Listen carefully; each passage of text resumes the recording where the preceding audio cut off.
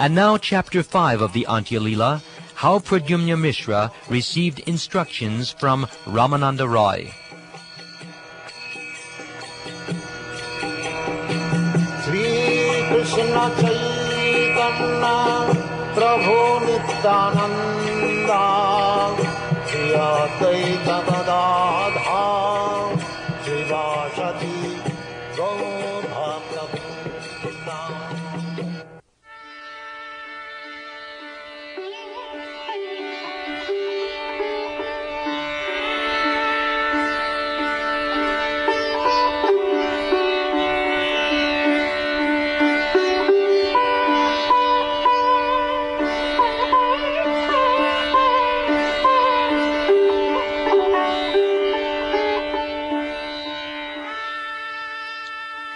I am infected by germs of material activity and suffering from boils due to envy. Therefore, falling in an ocean of humility, I take shelter of the great physician, Lord Sri Chaitanya Mahaprabhu. All glories to Sri Chaitanya Mahaprabhu, the son of Mother Shachi. All glories to Sri Nityananda Prabhu. Indeed, he is the most glorious and merciful. I offer my respectful obeisances unto Advaita Prabhu, the ocean of mercy, and to all the devotees such as Swarup Damodar Goswami, Gadadhar Pandit, Sri Rupa Goswami, and Sri Sanatan Goswami.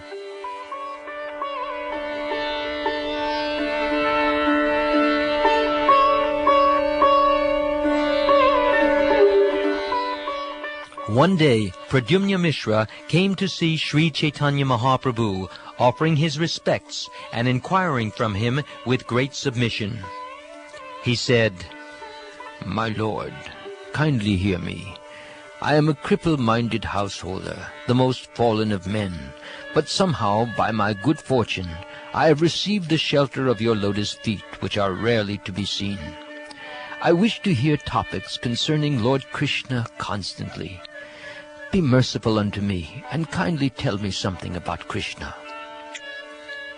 Sri Chaitanya Mahaprabhu replied, "I do not know about topics concerning Lord Krishna.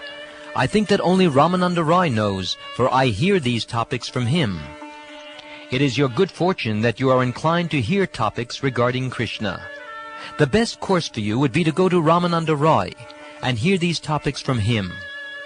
I see that you have acquired a taste for hearing talks regarding Krishna. Therefore, you are extremely fortunate. Not only you, but anyone who has awakened such a taste is considered most fortunate." The Srimad Bhagavatam states, "A person who properly performs his regulative duties according to Varna and Ashram, but does not develop his dormant attachment for Krishna, or awaken his taste to hear and chant about Krishna, is certainly laboring fruitlessly."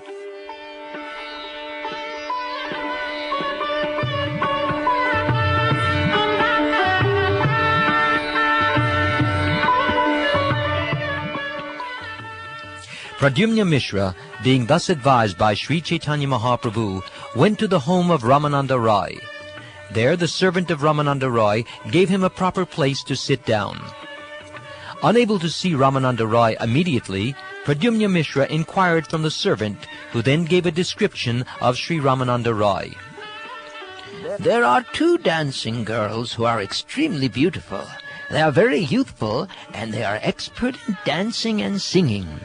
Srila Ramananda Roy has taken these 2 girls to a solitary place in his garden, where he is teaching and directing them to dance, according to the songs he has composed for his drama. Please sit here, and wait for a few moments. As soon as he comes, he will execute whatever order you give him." While Pradyumna Mishra remained seated there, Ramananda Roy took the 2 girls to a solitary place. With his own hand, Sri Ramananda Roy massaged their bodies with oil and bathed them with water. Indeed, Ramananda Roy cleansed their entire bodies with his own hand. Although he dressed the 2 young girls and decorated their bodies with his own hand, he remained unchanged. Such is the mind of Srila Ramananda Roy. While touching the young girls, he was like a person touching wood or stone, for his body and mind were unaffected. Srila Ramananda Roy used to act in that way because he thought of himself in his original position as a maidservant of the gopis. Thus, although externally he appeared to be a man, internally, in his original spiritual position, he considered himself a maidservant and considered the two girls to be gopis. The greatness of the devotees of Sri Chaitanya Mahaprabhu is exceedingly difficult to understand. Sri Ramananda Roy is unique among them all, for he showed how one can extend his ecstatic love to the extreme limit. Ramananda Roy directed the two girls how to dance and expressed the deep meaning of his songs to dramatic performances. He taught them how to express the symptoms of continuous, natural, and transitional ecstasies with the movements of their faces, their eyes, and the other parts of their bodies.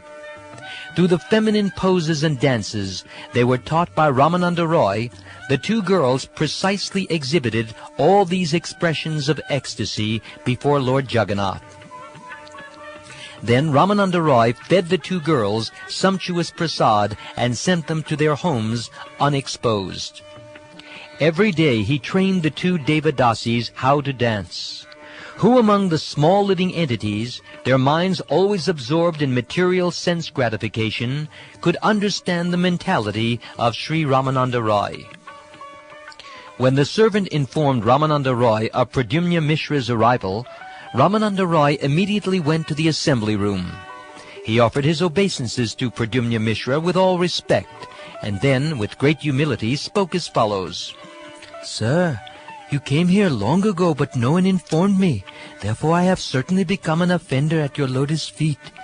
My entire home has been purified by your arrival. Kindly order me. What can I do for you? I am your servant." Pradyumna Mishra replied, "I came simply to see you. Now I have purified myself by seeing your honor." Because Pradyumna Mishra saw that it was late, he did not say anything else to Ramananda Roy. Instead, he took leave of him and returned to his own home.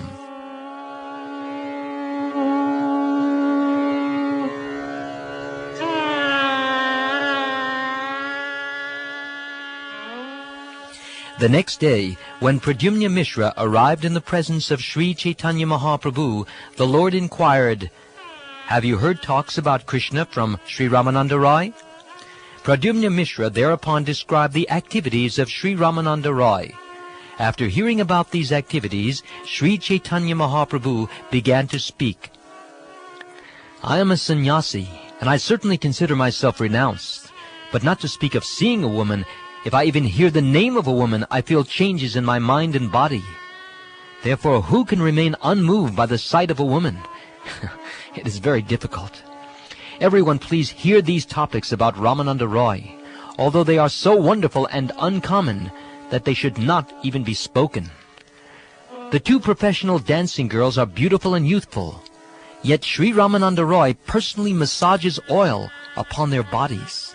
He personally bathes and dresses them and decorates them with ornaments. In this way, he naturally sees and touches the private parts of their bodies. Nevertheless, the mind of Ramananda Roy never changes, although he teaches the girls how to physically express all the transformations of ecstasy. His mind is as steady as wood or stone. Indeed, it is wonderful that even when he touches such young girls, his mind never changes.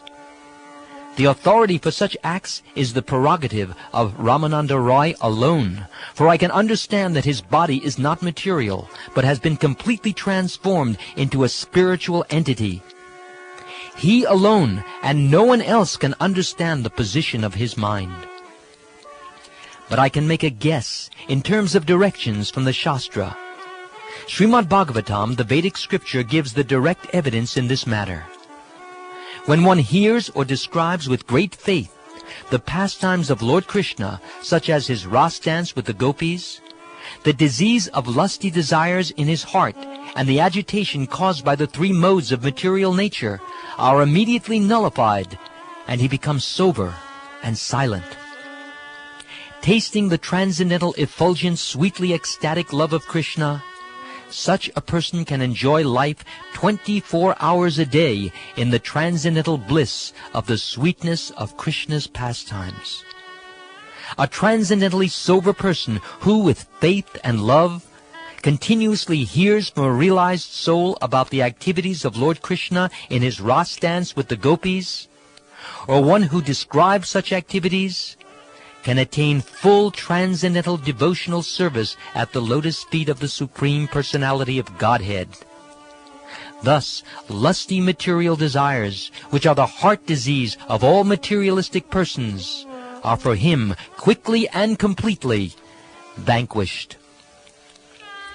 If a transcendentally situated person, following in the footsteps of Srila Rupa Goswami, hears and speaks about the Ras Leela dance of Krishna, and is always absorbed in thoughts of Krishna while serving the Lord day and night within his mind, what shall I say about the result? It is so spiritually exalted that it cannot be expressed in words. Such a person is an eternally liberated associate of the Lord, and his body is completely spiritualized. Although he is visible to material eyes, he is spiritually situated, and all his activities are spiritual. By the will of Krishna, such a devotee is understood to possess a spiritual body.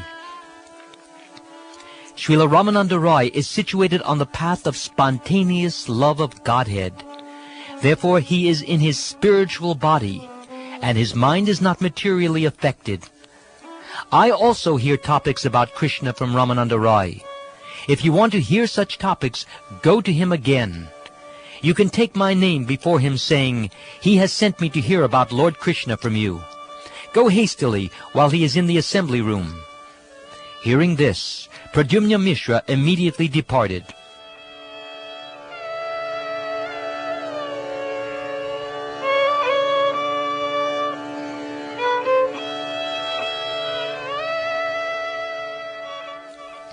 Pradyumna Mishra went to Ramananda Roy, who offered him respectful obeisances and said, "Please order me. For what purpose have you come?" Pradyumna Mishra answered, "Sri Chaitanya Mahaprabhu has sent me to hear topics about Lord Krishna from you." Hearing this, Ramananda Roy became absorbed in ecstatic love and began to speak with great transcendental pleasure.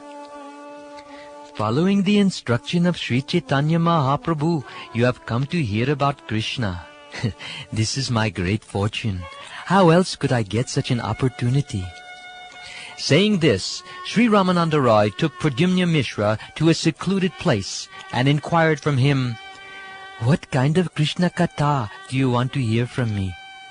Pradyumna Mishra replied, "Kindly tell me about the same topics you spoke about at Vidyanagara. You are an instructor even for Sri Chaitanya Mahaprabhu, not to speak of others. But I am a beggar Brahmin, and you are my maintainer. I do not know how to inquire, for I do not know what is good and what is bad. Seeing me to be poor in knowledge, kindly speak whatever is good for me by your own goodwill." Thereupon Ramananda Roy gradually began speaking on topics of Krishna. Thus the ocean of the transcendental mellow of those topics became agitated. He began personally posing questions and then answering them with conclusive statements. When afternoon came, the topics still did not end. The speaker and listeners spoke and heard in ecstatic love. Thus they forgot their bodily consciousness. How then could they perceive the end of the day? The servant informed them, "The day has already ended." Then Ramananda Roy ended his discourses about Krishna. Ramananda Roy paid great respect to Pradyumna Mishra and bade him farewell. Pradyumna Mishra said, "I have become very satisfied." He then began to dance.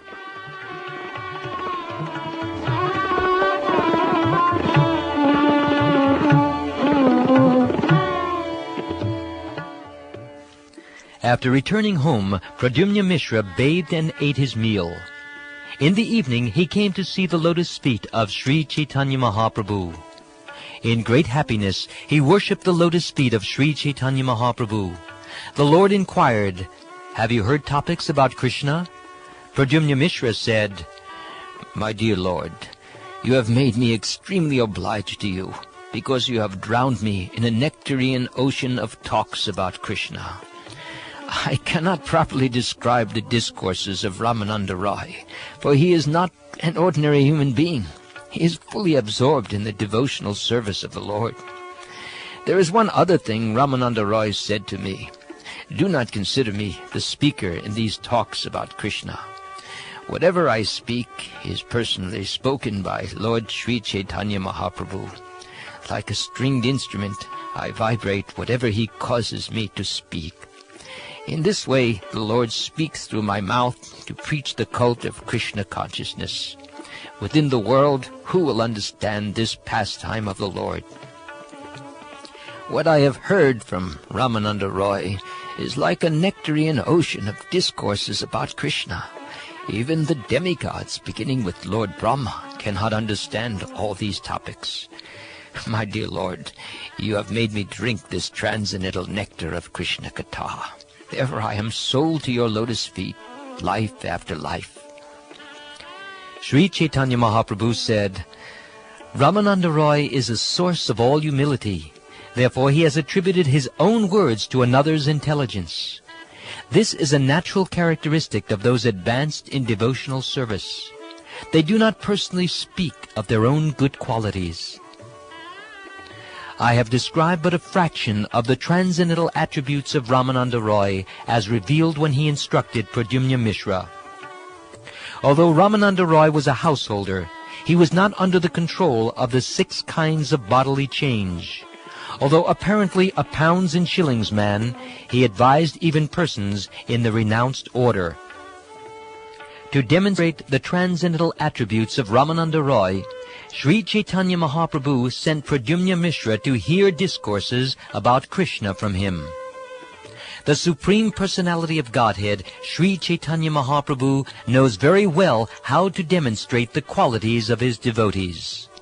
Therefore, acting like an artistic painter, he does so in various ways, and considers this his personal profit. There is yet another characteristic of Lord Sri Chaitanya Mahaprabhu. O devotees, listen carefully to how he manifests his opulence and characteristics, although they are exceptionally deep. To vanquish the false pride of so-called renunciants and learned scholars, he spreads real religious principles, even through a Shudra or low-born 4th-class man. Sri Chaitanya Mahaprabhu preached about devotional service, ecstatic love, and the absolute truth by making Ramananda Roy, a grahasta born in a low family, the speaker. Then Sri Chaitanya Mahaprabhu himself, the exalted Brahmin sannyasi, and Pradyumna Mishra, the purified Brahmin, both became the hearers of Ramananda Roy.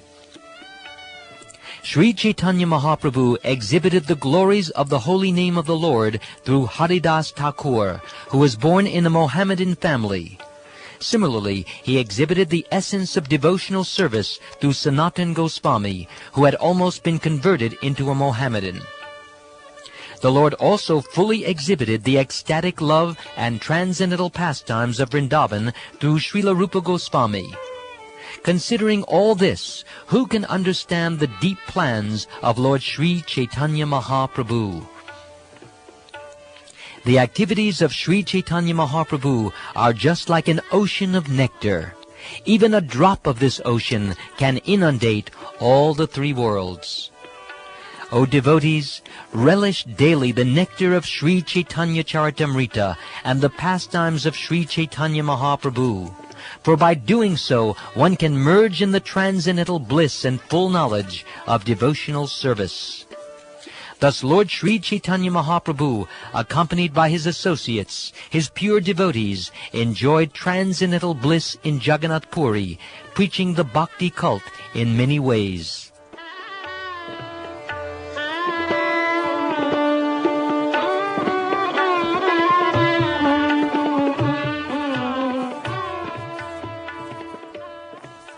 A Brahmin from Bengal wrote a drama about the characteristics of Sri Chaitanya Mahaprabhu and came with his manuscript to induce the Lord to hear it. the Brahmin was acquainted with Bhagavan Acharya, one of the devotees of Sri Chaitanya Mahaprabhu.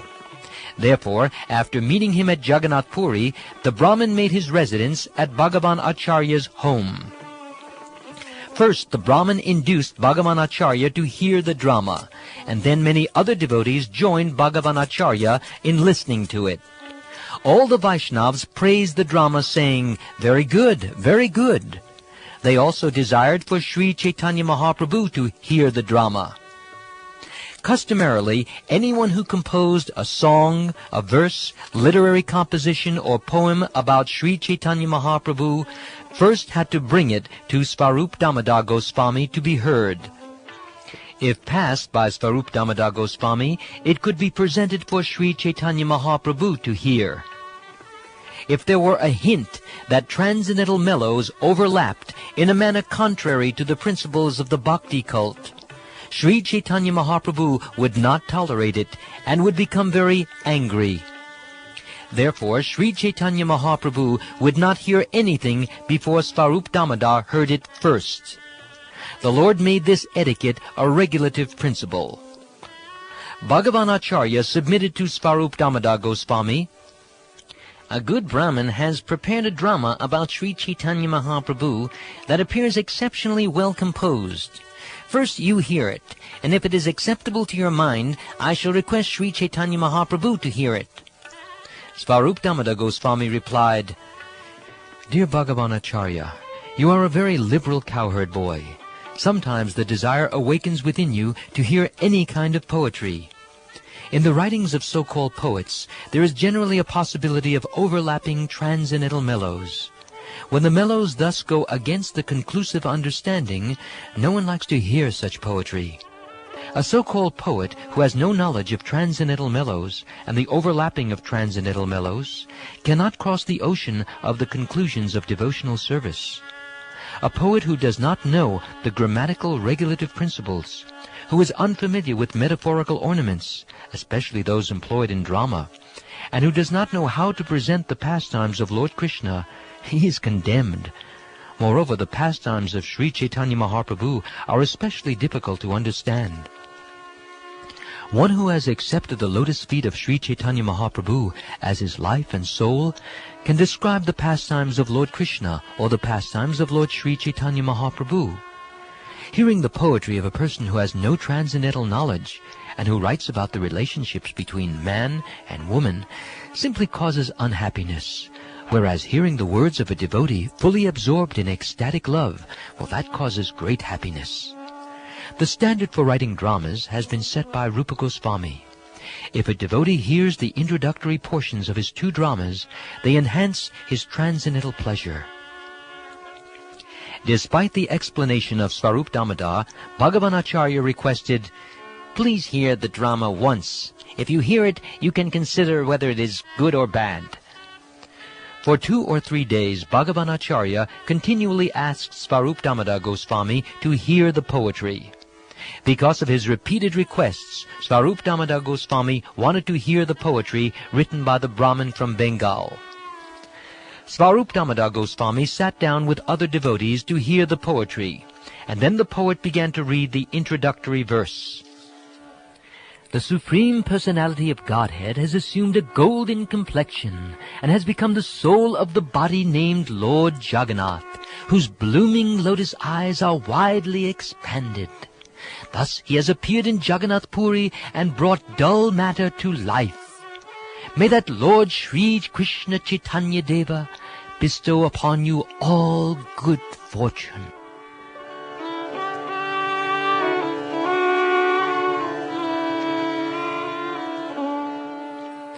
When everyone present heard the verse, they all commended the poet, but Svarup Damodar Goswami requested him, "Kindly explain this verse."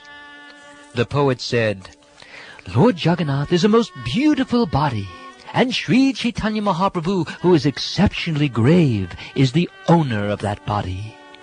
Sri Chaitanya Mahaprabhu has appeared here in Nilachal to spiritualize the entire dull material world." Hearing this, everyone present was greatly happy. But Svarup Damodar, who alone was very unhappy, began to speak in great anger. "You are a fool! You have brought ill fortune upon yourself, for you have no knowledge of the existence of the two lords, Jagannath Dev and Sri Chaitanya Mahaprabhu, nor have you any faith in them. Lord Jagannath is completely spiritual and full of transcendental bliss, but you have compared him to a dull, destructible body composed of the inert external energy of the Lord. You have calculated Sri Chaitanya Mahaprabhu, who is the Supreme Personality of Godhead, full in 6 opulences, to be on the level of an ordinary living being. Instead of knowing him as the Supreme Fire, you have accepted him as a spark. Because you have committed an offense to Lord Jagannath and Sri Chaitanya Mahaprabhu, you will attain a hellish destination. You do not know how to describe the absolute truth, but nevertheless you have tried to do so. Therefore you must be condemned. You are in complete illusion, for you have distinguished between the body and soul of his lordship, Lord Jagannath or Sri Chaitanya Mahaprabhu. That is a very great offense.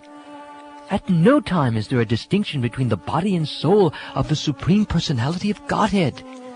His personal identity and his body are made of blissful spiritual energy. There is no distinction between them. There is no distinction between the body and soul of the Supreme Personality of Godhead at any time. As it is stated in the Kurma Purana, "O my Lord, I do not see a form superior to your present form of eternal bliss and knowledge.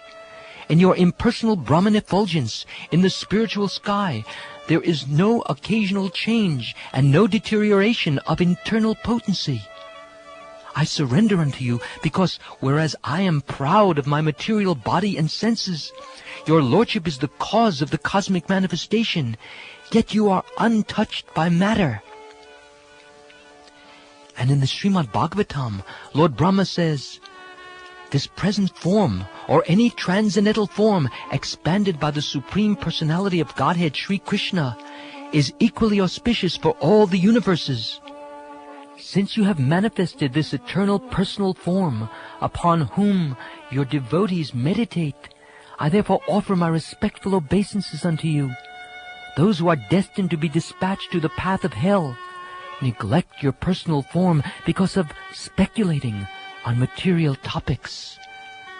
Whereas Krishna, the Absolute Truth, the Supreme Personality of Godhead, is full of transcendental bliss, possesses all 6 spiritual opulences in full, and is the master of the material energy. The small conditioned soul, who is always unhappy, is the servant of the material energy. The Supreme Personality of Godhead, the Supreme Controller, is always full of transcendental bliss and is accompanied by the potencies known as Hladini and Sambit. The conditioned soul, however, is always covered by ignorance and embarrassed by the threefold miseries of life. Thus he is a treasure house of all kinds of tribulations.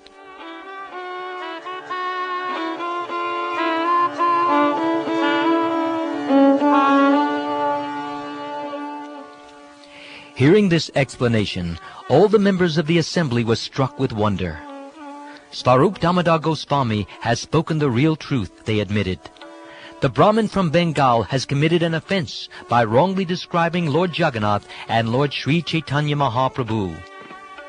When the Bengali poet heard this chastisement from Svarup Damodar Goswami, he was ashamed, fearful, and astonished. Indeed, being like a duck in a society of white swans, he could not say anything. Seeing the poet's unhappiness, Svarup Damodar Goswami, who was naturally very kind-hearted, advised him so that he could derive some benefit. If you want to understand Srimad Bhagavatam, you must approach a self-realized Vaishnav and hear from him. You can do this when you have completely taken shelter of the lotus feet of Sri Chaitanya Mahaprabhu. Associate regularly with the devotees of Sri Chaitanya Mahaprabhu, for then only will you understand the waves of the ocean of devotional service. Only if you follow the principles of Sri Chaitanya Mahaprabhu and his devotees will your learning be successful. Then you will be able to write about the transcendental pastimes of Krishna without material contamination. You have composed this introductory verse to your great satisfaction, but the meaning you have expressed is contaminated by offenses to both Lord Jagannath and Sri Chaitanya Mahaprabhu. You have written something irregular, not knowing the regulative principles, but the goddess of learning, Sarasvati, has used your words to offer her prayers to the Supreme Lord. Sometimes demons and even Lord Indra, the king of heaven, chastise Krishna, but Mother Sarasvati, taking advantage of their words, offered prayers to the Lord. In the Srimad Bhagavatam, Lord Indra said, "This Krishna, who is an ordinary human being, is talkative, childish, impudent, and ignorant, although he thinks himself very learned. The cowherd men in Vrindavan have offended me by accepting him. This has not been greatly appreciated by me." Indra, the king of heaven, being too proud of his heavenly opulences, became like a madman. Thus, bereft of his intelligence, he could not restrain himself from speaking nonsensically about Krishna. Thus Indra thought, "I have properly chastised Krishna and defamed him." But Sarasvati, the goddess of learning, took this opportunity to offer prayers to Krishna. The word Vachala is used to refer to a person who can speak according to Vedic authority, and the word Balisa means innocent. Krishna spoke the Vedic knowledge, yet he always presents himself as a prideless, innocent boy.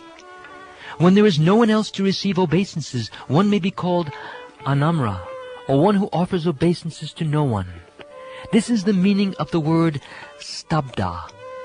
And because no one is found to be more learned than Krishna, he may be called Agya, indicating that nothing is unknown to him. The word Panditamani can be used to indicate that Krishna is honored even by learned scholars. Nevertheless, because of affection for his devotees, Krishna appears like an ordinary human being, and may therefore be called Martya. The demon Jarasandha chastised Krishna, saying, "You are the lowest of human beings. I shall not fight with you, for you killed your own relatives." Mother Sarasvati takes Purushadama to mean Purushottama, he to whom all men are subordinate. Nescience or Maya may be called Bandhu because she entangles everyone in the material world. Therefore, by using the word Bandhuhan, Mother Sarasvati says that Lord Krishna is the vanquisher of Maya. Shishupal also blasphemed Krishna in this way, but the goddess of learning, Sarasvati, offered her prayers to Krishna even by his words. In that way, although your verse is blasphemous according to your meaning, Mother Sarasvati has taken advantage of it to offer prayers to the Lord. There is no difference between Lord Jagannath and Krishna, but here Lord Jagannath is fixed as the absolute person, appearing in wood. Therefore, he does not move. Thus Lord Jagannath and Sri Chaitanya Mahaprabhu, although appearing as two, are one, because they are both Krishna, who is one alone. The supreme desire to deliver the entire world meets in both of them, and for that reason also they are one and the same. To deliver all the materially contaminated people of the world, the same Krishna has descended, moving as Lord Sri Chaitanya Mahaprabhu. By visiting Lord Jagannath, one is freed from material existence, but not all men of all countries can come or be admitted here in Jagannath Puri. Sri Chaitanya Mahaprabhu, however, moves from one country to another, personally or by his representative. Thus, he, as the moving Brahman, delivers all the people of the world. Thus I have explained the meaning intended by Mother Sarasvati, the goddess of learning. It is your great fortune that you have described Lord Jagannath and Lord Sri Chaitanya Mahaprabhu in that way. Sometimes it so happens that one who wants to chastise Krishna utters the holy name, and thus the holy name becomes the cause of his liberation. Upon hearing the proper explanation by Svarup Damodar Goswami, the Bengali poet fell down at the feet of all the devotees and took shelter of them with a straw in his mouth.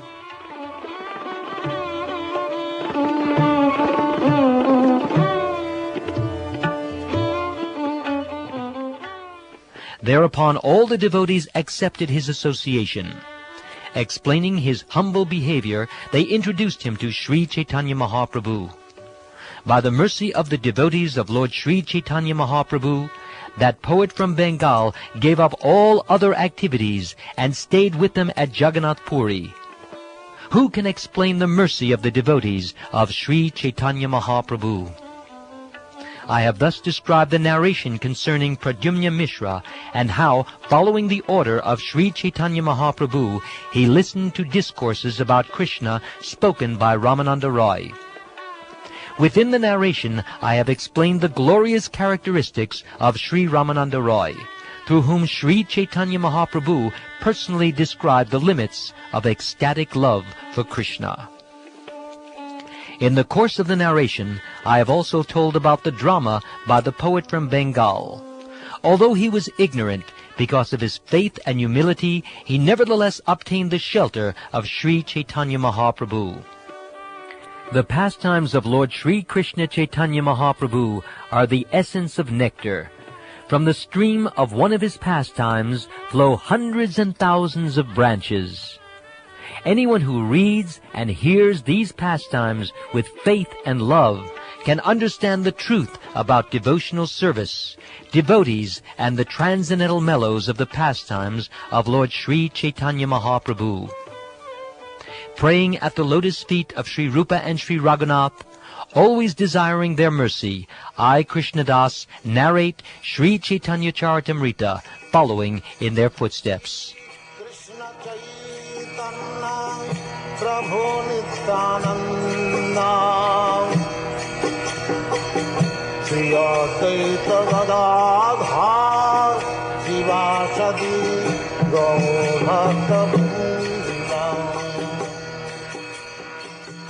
This ends Chapter 5 of the Antya Leela. Ramananda Roy instructs Pradyumna Mishra.